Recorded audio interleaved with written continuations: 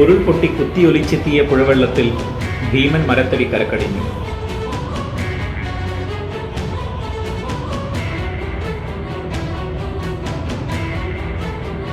രണ്ട് മീറ്ററോളം വ്യാസമുള്ള 7 അടിയിലേറെ നീളമുള്ള മരത്തടി മലപ്പുറം ജില്ലയിലെ വാഴയൂർ പഞ്ചായത്തിലെ കൊന്നേമ്പാടം കടവിന് സമീപം കണ്ണാമ്പുറത്ത് താഴത്താണ് അടിഞ്ഞത്.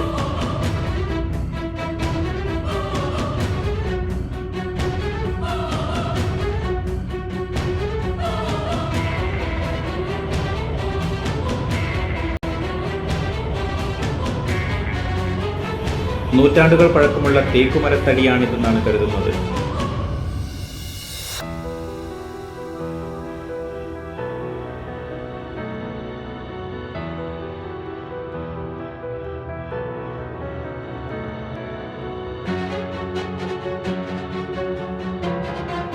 വർഷങ്ങൾക്ക് മുമ്പേ മുറിച്ചിട്ട മരത്തടിയിൽ നിറയെ കാതലുണ്ട്.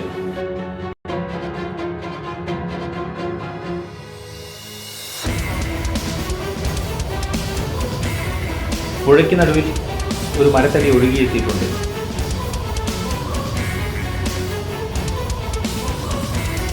പുഴയുടെ അടിത്തട്ട് ഉയർന്ന ഇവിടെ മണ്ണിലമർന്ന മരത്തടി ഒഴുകാതെ ഉറച്ചു നിൽക്കുകയാണ്.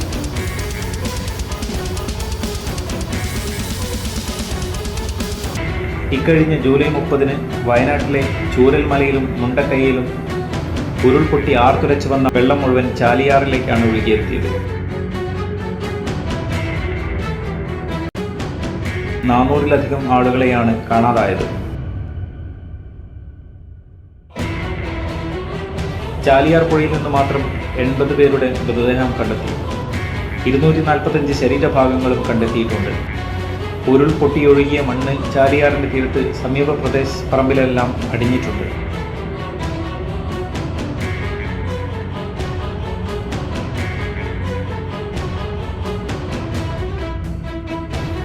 നല്ല വളക്കൂറുള്ള എക്കൽ മണ്ണാണിത്.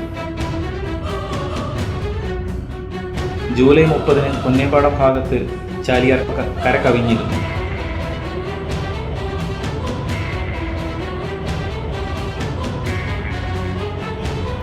വയൽ പ്രദേശവും അങ്ങാടിയുമെല്ലാം വെള്ളത്തിലായിരുന്നു. ഒഴുകിയെത്തിയ മരത്തടി നഷ്ടപ്പെടാനോ നശിച്ചു പോകാനോ സാധ്യതയുണ്ട്.